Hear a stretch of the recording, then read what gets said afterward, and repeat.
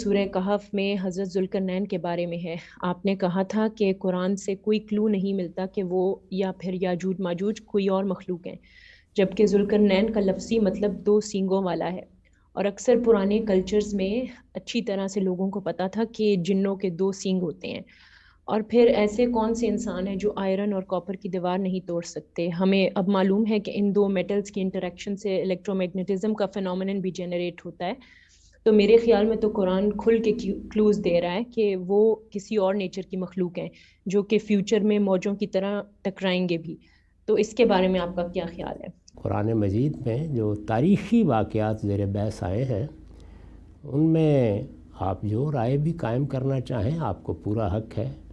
آپ نے ایک بات بیان کی اور آپ کا خیال ہے کہ اس کے قرائن بالکل واضح ہیں، آپ اس پر ضرور ایک مقالہ لکھیے، ہم طالب علم لوگ ہیں استفادہ کریں گے۔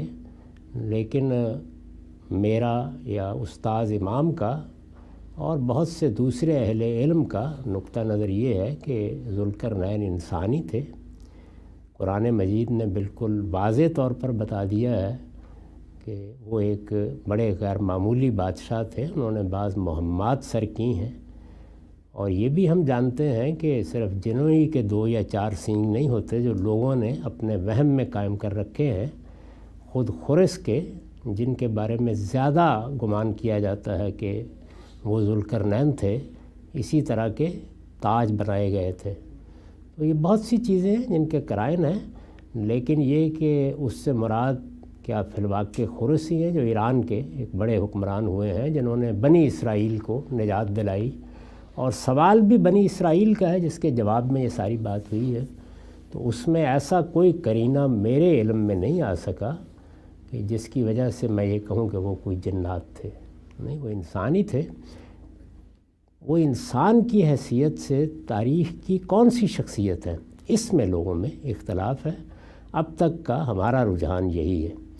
ایک عرب اسکالر نے آج سے کوئی 10 سال پہلے ایک کتاب لکھی تھی قرآنی ذوالقرنین، اور اس میں انہوں نے اس رائے پر، یعنی یہ رائے امام فراہی نے بیان کی، پھر مولانا ابوالکلام آزاد نے اس کو ترجمان القرآن میں بہت تفصیل سے بیان کیا، پھر استاذ امام نے بھی اسی کی تائید کی کہ سارے قرائن خرسی کے حق میں ہیں، کہ خسرو جس کو کہتے ہیں، اور میں نے بھی اسی کو اختیار کیا ہے۔ تو انہوں نے اس رائے پر کچھ تنقید کی ہے، لیکن اس تنقید سے بھی مجھے کوئی تبدیلی کی ضرورت محسوس نہیں ہوئی۔ وہ کتاب میری پڑھی ہوئی ہے، اور میرا خیال ہے 8-10 سال پہلے کی بات ہے، وہ عالم عرب میں شائع ہو گئی تھی ذوالقرنین القرآنی کے نام سے۔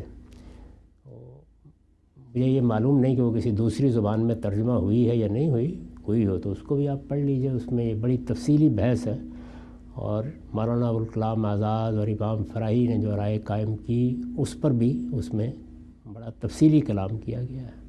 تاہم ہر شخص کو ایک رائے قائم کرنے کا حق ہے۔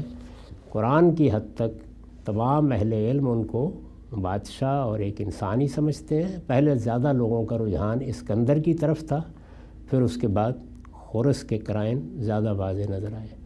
یاجوج ماجوج کے بارے میں تو کوئی بحث ہی نہیں ہو سکتی، وہ تو یافس کی اولاد ہیں، ان کے کوئی دوسری قوم ہونے کا کیا سوال ہے، وہ تو تاریخی حقیقت ہے بالکل۔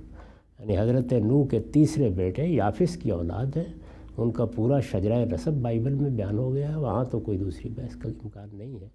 یہ منگول اور یہ وسط ایشیا کی اقوام، اور پھر ان میں سے جو یورپ میں اور امریکہ اور آسٹریلیا میں ہجرت کر کے گئے ہیں، یہ سب یاجوج ماجوج ہیں۔